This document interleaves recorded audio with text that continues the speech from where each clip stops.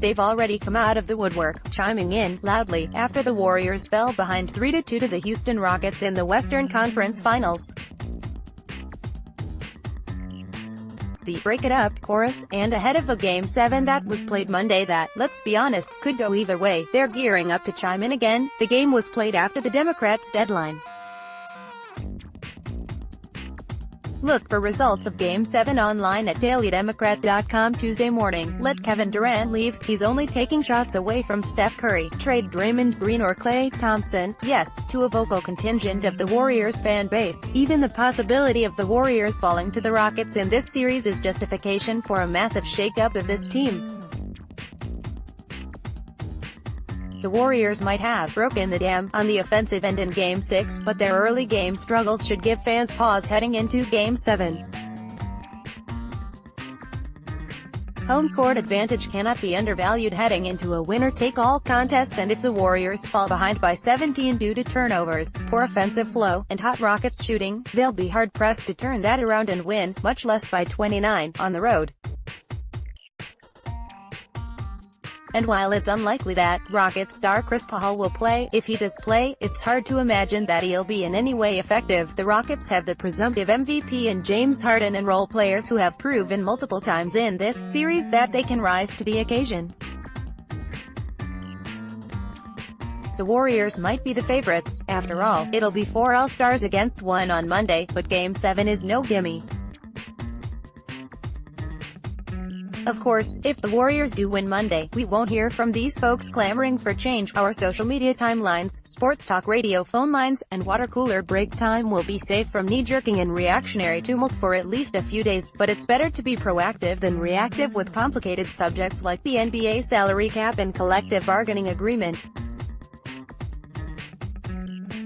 Luckily, the truth of the matter is not complicated. Win or lose, like it or not, this Warriors core of Curry, Durant, Green, Thompson, and Andre Iguodala isn't going to be broken up this offseason. Because not only is it implausible that the Warriors would shake things up this offseason, even with a forward-thinking owner like Joe Lacob calling the shots, it would be downright bad business to make major moves at this juncture. And the Warriors aren't exactly known for doing bad business deals these days, are they? Advertisement maneuvering this summer would be extremely challenging for the Warriors because they had the highest payroll in the NBA this past season and are not estimated to have any salary cap space this offseason. That's because they have most of their top players securely signed.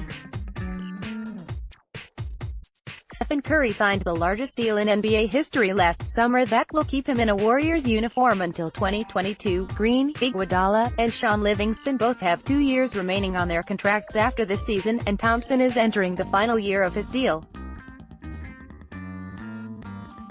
Durant is likely to be a free agent this summer, but luckily, NBA rules allow for teams to re-sign their own players, even if they are already over the salary cap.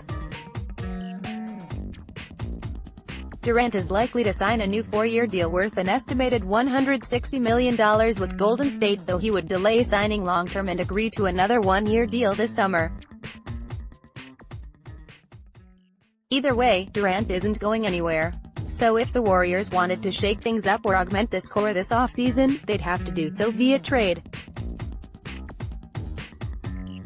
Thompson would be the top candidate for that, given his soon-to-expire contract, but he's made it abundantly clear that he has no interest in playing elsewhere and is reportedly keen to sign a team-friendly contract extension this summer. Green is another player it has been speculated could move. He has 2 years remaining on his contract, but how could the Warriors trade the heartbeat of their team in last years?